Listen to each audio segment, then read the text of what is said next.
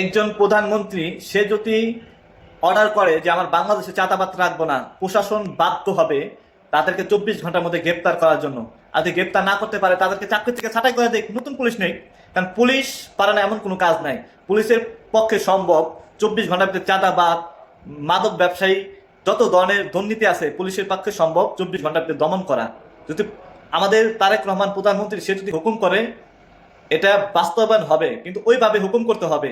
শুধু মিডিয়া এসে বললাম পুলিশ কাজ করলো না এভাবে বললে তো হবে না, কিন্তু বলতে হবে এমন ভাবে পুলিশের 100-এ 100 কাজ করতে হবে।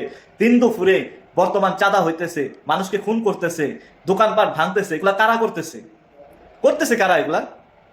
আমরা সাধারণ মানুষ তো দেখতেছি, কিন্তু সাধারণ মানুষ মুখ ফুটে বলে না, কারণ একটাই ভয়।